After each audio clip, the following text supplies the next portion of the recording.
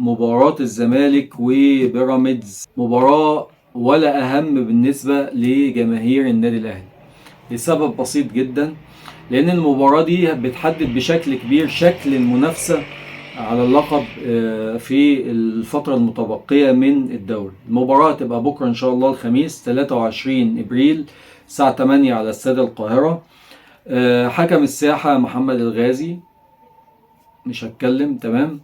حكم الفيديو محمد الشناوي. القنوات اللي هتنقل المباراة طبعا اون سبورت، وبلال علام طبعا هو اللي هيعلق على المباراة. ماشي. نروح بقى ايه للتشكيل المتوقع للزمالك وبيراميدز. هنبتدي بالزمالك. تشكيل متوقع للزمالك بكرة: مهدي سليمان في حراسة المرمى، محمود بن تايج وحسام عبد المجيد، محمد اسماعيل، عمر جابر. خط النص محمد شحاتة، احمد فتوح، عبد الله السعيد.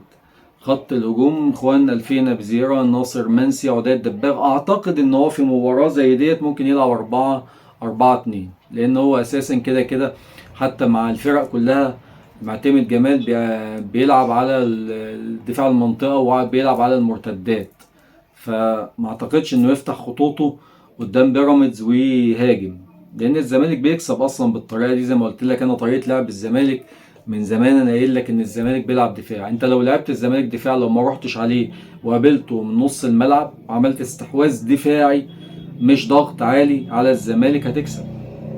اي فريق بيلعب مع الزمالك على المرتدات بيكسب. الزمالك ما عندوش قدرة على الاختراقات ومثلا وخلخلة الدفاع والكلام من ده. فانا شايف ان اي فريق يلعب الزمالك على المرتدات يكسب، او على اقل تقدير هيتعادل مع الزمالك.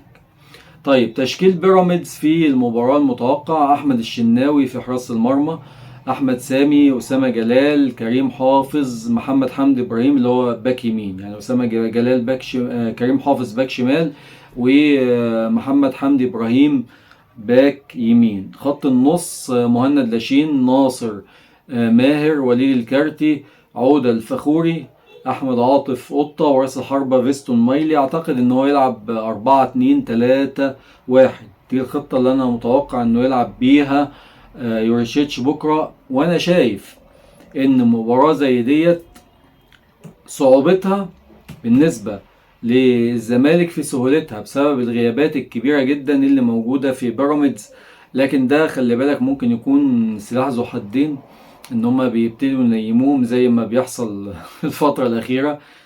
فأنا شايف ان المباراة بالصعوبة ديت المفروض كان يبقى في حكام أجانب، لكن للأسف اتحاد الكورة بيحب يجيب حكام زملكاوية، تمام، يحطهم في المباراة الهامة. طبعا بيراميدز والزمالك هما بيحبوا بعض زي ما انت عارف، فبالنسبة لهم مش فارق بقى حكم مصري حكم تايواني. ده هما كانوا عايزين اساسا محمود وفا، بس جابوا لهم الغازي برضو اللي هو زملكاوي، فاهم.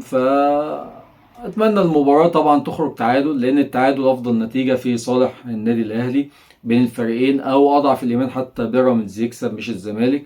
فعشان يبقى الدنيا رايحة شوية كده في المنافسة، يبقى فيه الاهلي موجود في المنافسة.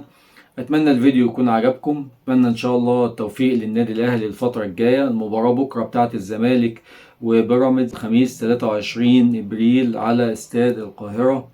اتمنى الفيديو يكون عجبكم. السلام عليكم ورحمة الله وبركاته.